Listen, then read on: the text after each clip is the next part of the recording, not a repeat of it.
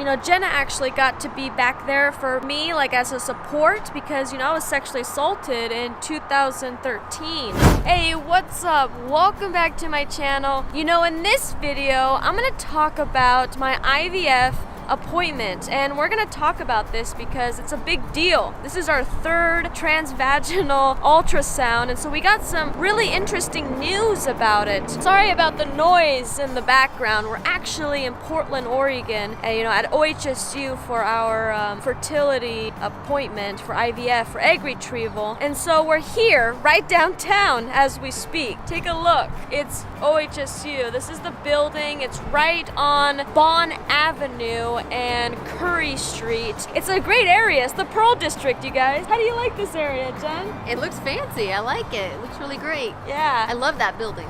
You do? What building? Oh, that one over there? Oh, yeah, that was cool. That's interesting. You don't know who I am. My name is Sarah Chicharo, and this is Jenna, my wife, and I was in a car accident 20 months ago now, and it really delayed everything. We were gonna start IVF and egg retrieval and the medications, but then I got in a car accident and that really affected everything, and I had started having pain and had to take all these appointments and do a bunch of other things that took our time up. And so now we're here, and we're at OHSU in Portland, Oregon, and we're doing our IVF, our medications, and we're gonna be doing egg retrieval here in like the next few days, and we're really excited. We're actually excited to tell you guys an update on what's going on, because this is a big deal. This is not an easy process. But hey, if you're new, consider subscribing below. All right, let's get started. So we went to our appointment. It's on the 10th floor, and so we go in there, we check in. It took a little bit of time, a little bit of a wait time, like more than usual. I think it's because they only have like 3 people working on Saturdays and also Sundays. We're actually here on a Saturday, it's the weekend. We go back in there, and I'm really happy because, Jenna actually got to be back there for me, like as a support, because, I was sexually assaulted in 2013. So it's difficult having a probe go inside my vagina. Like, who wants that? Especially when you've been assaulted. So I know this video is not about that, but it's a big part of it, because a lot of women, they experience that sexual assault, and then they have to do all these things, and even if you're pregnant, you do probe stuff because they need to check all that, and it's normal, right? They gave me the audacity, actually. Jenna actually asked the nurse right before our appointment, the accommodation. Do you want to explain that story? Okay, so the nurse came out to check us in. She was asking our name and what time the appointment was, and I said, you know what, I have a question. I need to talk to you. And I said, I was hoping that you could let Dr. Lee know that we need an accommodation, and hoping that he can provide that, he not be the one that insert the vaginal ultrasound probe. And she said, oh, I see. Okay, well, we can have Sarah insert it in herself, and then we can look around. Right, and I didn't even think about that. We didn't think about that. We thought maybe a female nurse or female tech, but they were able to actually accommodate, which was really cool. Yeah, and our doctor is typically a female, so I let her do it because I feel comfortable with that. But I had a male, provider because today, it's Saturday, and I already knew that because last night the nurse actually called us to let us know we were going to have a male provider, and I know you've had trauma, Sarah, so we want to make sure that you're comfortable. I really respected OHSU for that. So that's one thing, you guys, to keep in mind. Make sure that you feel comfortable, because it's an important part of it. And you can always advocate for yourself in healthcare. Tell them the things that you would feel more comfortable with doing.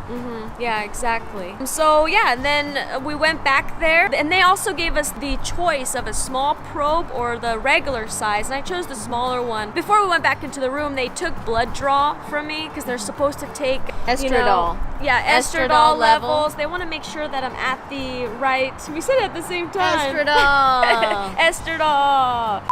They want to make sure that the estradiol level is within a certain range. It's kind of a middle range, not too low and not too high. And that's why you take the blood draws, because they want to make sure that you're right at the perfect level. It's something between 35 and 185. That's the range that I remember. Okay. And yours was 115. Yep. It's and so it was right in the middle between 35 and 185. It's an interesting range. Yeah, I know. And when you're taking all these stimulating hormones, for IVF, they want to make sure that you're responding well. well, you know, and so that's the thing. You want to make sure your estradiol levels are perfect, and mine are perfect level. And then so once we did that, they didn't do the COVID screening because I already did that actually the last time, which was like less than a week ago, and I was negative for COVID, thank goodness. But we have our masks. We wear these all the time. Yeah, just in case. And then we went back into the room, you know, so the table's set up, and there was a cloth, and the CMA, which was the medical assistant, she came back with us and explained to us, okay, so I'm gonna give you some privacy, you know, you can change, and there's the probe, so you can like insert that in yourself and get it ready and all that. And then I told Jenna, like, okay, where can she sit? And so we did that. I got undressed, she left obviously, and Jenna sat, and I sat on the thing, and I just put the little probe in there. I mean, it's not like too little, it's probably like 8 inches still. Yeah, but I don't put the whole thing thin inside, but it's like thinner.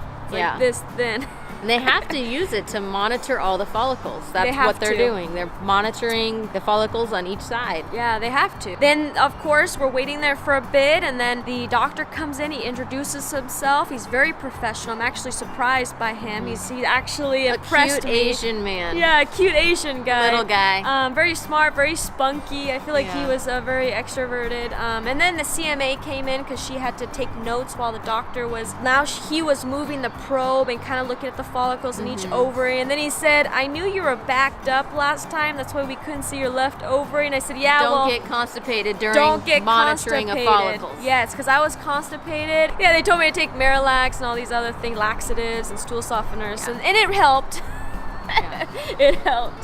So now they could see the follicles on the left side, which they couldn't see before. Yeah. And so the follicles on the right side, they counted. How many did they count? On the right side, they counted 4. Yay. I think. Was it 4? Do you remember? No. 2 of them are ready. 2 of them are ready. They're the same size. Yeah, and they're above 10. Yep, they're above 10. And then they're like 15 now, those ones. And the other one was a 7 on the right side. And then the left side, since I wasn't backed up anymore, they got to see it now. So there was 3 on that side. And again, there was 2 that are at 15 and 15, so they're perfect. Yep. And then the third one was about a 9, I believe, or 10, he said. So we have a possibility to have 5 or 6. So we have to wait a little bit for that to grow with the stimulated hormones. But we do have 4. Yeah. 4 for sure. For sure. For sure, which I'm really happy about. I know. That's good. Are you happy about that? Yeah, I'm so happy about it. I just hope they make it at the end, because I would love to have 4 kids. It would be nice. It would be.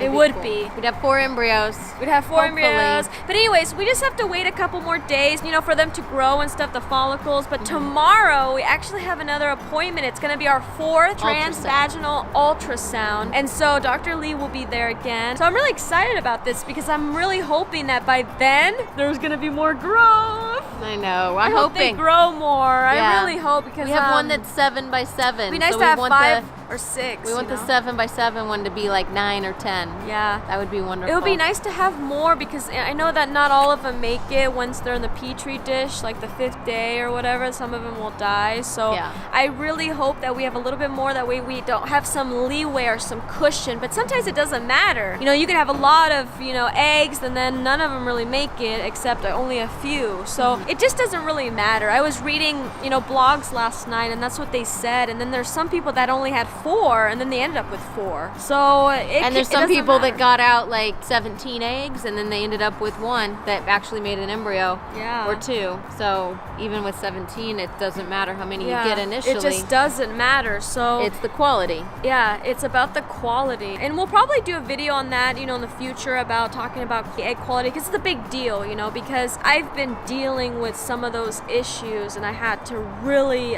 take a step back from those things to, you know, have my eggs a lot better, like, you know, get them like do things to improve egg quality. To improve them, yes, to improve them. I'm not saying my eggs aren't good because of the estradiol levels, but there's always better ways. Like, you know, BMI would be one of the examples, but we'll save that video for next time. But yeah, I just is there anything else you want to say? I have an idea, is that like kind of an overview of what you do is start medication, and then they start to monitor, and they're checking to see how frequently, how much they're growing each day. So then they increase their frequency frequency, how often you're monitored. Like we used to go in every 3 days, then every 2 days, now every day. Yeah, every we day. go in. And they changed our medication dose one time. Yeah. And so they're looking at what the body does, and they're increasing the meds or decreasing the meds depending on how fast your follicles are stimulated. Yeah, I like that you said that really on point. Yeah, so it's an overview of kind of like what you're looking forward to if you are going through IVF yourself. Yeah, exactly. Hey, I hope you found this video valuable to you. You know, IVF is not an easy thing. This is not an easy process. You know, dealing with pain as well and having to have this whole thing delayed, it's never a fun thing. You know, you just have to keep moving forward. Make sure to subscribe down below and also hit the thumbs up. Also, don't forget to check out my socials. This way we can stay connected. You know, my DMs are always open. All right, I'll see you in the next video. Peace. You have to be your biggest fan. And when things are really tough and they're really rough and nothing's working, but there's something inside of you that says, I just have to follow that. Because you don't know who you're going to meet, who you're going to meet, who you're going to meet.